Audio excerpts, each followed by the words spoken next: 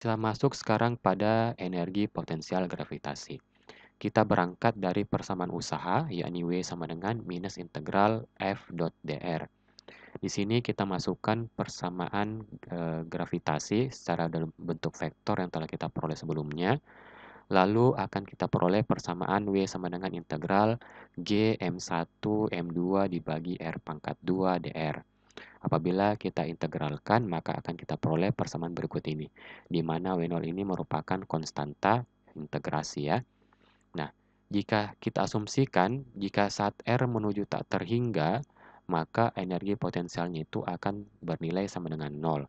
Oleh karena itu akan memberikan besar konstanta integrasinya itu W0 sebesar 0.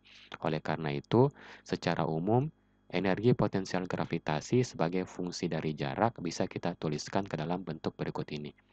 W dalam fungsi R sama dengan minus G M1 kali M2 dibagi dengan R, di mana minus ini merupakan makna fisis yang menyatakan bahwa adanya pengurangan energi potensial terhadap penurunan jarak. Sekarang kita masuk pada bagian terakhir, yakni hukum Kepler. Di sini hukum Kepler, dia memberikan informasi terkait bagaimana pergerakan planet-planet. Adapun hukum Kepler tersebut berbunyi, yang pertama, semua planet-planet bergerak dalam suatu lintasan elips, di mana matahari sebagai pusatnya. Hal ini diperoleh dari hasil analisis Kepler berdasarkan data yang diperoleh oleh peneliti-peneliti sebelumnya. Berdasarkan data-data ini, maka Kepler bisa mengasumsikan bahwa ternyata pergerakan planet-planet itu dia bukan berbentuk lingkaran tetapi berbentuk elips. Yang kedua, garis yang menghubungkan tiap planet ke matahari itu menyapu luasan yang sama dengan waktu yang sama. Kemudian yang ketiga, kuadrat periode dari planet sebanding dengan pangkat 3 jarak dari planet tersebut ke matahari. Gambar kedua ini merupakan penjelasan dari pernyataan hukum Kepler yang kedua. Jadi misalkan kita ada dua buah daerah di sini, anggaplah ini daerah A dan ini adalah daerah B. Terlihat bahwa kedua luasan daerah ini, oke, A dan B, dilalui sebuah planet dengan waktu yang sama, yakni delta T. Oke, oleh karena itu, berdasarkan persamaan yang kedua hukum Kepler, bahwa besar luasan planet yang disapu pada jarak ini akan sama dengan besar luasan planet yang disapu pada jarak yang luasan B ini. Dari sini juga terlihat bahwa berdasarkan pernyataan kedua Kepler, kecepatan planet apabila mendekati matahari itu akan jauh lebih besar daripada kecepatan planet yang ketika berada pada posisi jauh dari matahari. Selanjutnya, untuk pernyataan yang ketiga, kita bisa dekati secara matematis dengan menggunakan persamaan berikut ini. Yakni, pertama kita tinjau planet ini.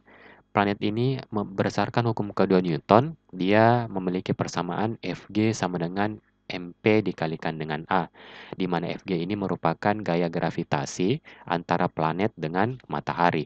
Sedangkan mp ini adalah massa planet dan A ini adalah percepatan planet mengelilingi matahari.